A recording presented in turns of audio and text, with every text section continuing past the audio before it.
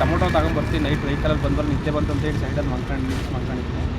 ಅವಾಗ ಯಾರೋ 3 ಜನ ಬಂದ್ಬಿಟ್ಟು ಒಬ್ಬರು ಬೈಕಲ್ಲಿ ನಿಂತಿದ್ರು, ಇಬ್ಬರು ಬಂದ್ಬಿಟ್ಟು ಗಲಾಟೆ ಮಾಡಿ ಚೈನು ವಾಚು ಉಂಗುರ ಎಲ್ಲ ಕಿತ್ಕೊಂಡು ಕಡ್ಗ ಇತ್ತು ಒಂದು ವಾಚು ಒಂದು ಚೈನು ಆಮೇಲೆ ಜೋಬಲಿ ದುಡ್ಡು ಎಲ್ಲ ಕಿತ್ಕೊಂಡು ಹೋಗಿದ್ರು. ಎಷ್ಟು ಜನ ಇದ್ದರು?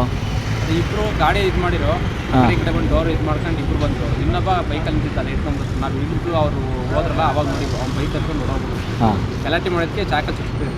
ಕಾಲಿಗೆ ಚಾಕಲ್ ಚುಚ್ಚಿದಾರಾ? ತೆಗಿರಿ, ಚಾಕಲ್ ಚುಚ್ಚಿದಾರೆ. ಈಗ ನೀವು ಎಷ್ಟು ಜನ ಇದ್ರಿ? ಇಬ್ಬರು ಇದ್ರಿ. ಇನ್ನೊಬ್ರು ಯಾರು? ಇನ್ನೊಬ್ಬ ನಮ್ಮ ಚಿಕ್ಕಪ್ಪ ಮಗನ ಅಂತ. ಹಾಂ, ಆಮೇಲೆ ಈಗ ಏನೇನು ಹೋಗಿದೆ ಹೇಳಿ?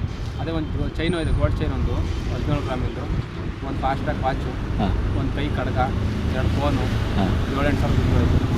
ಕಂಪ್ಲೇಂಟ್ ಮಾಡಿದ್ದೀರಾ? ಯಾವ ಊರು ನಿಮ್ಮದು? ಬೆಳ್ಳಂಗಿರಿ. ಏನು ಹೆಸರು? ಗಿರೀಶ್. ಓಕೆ.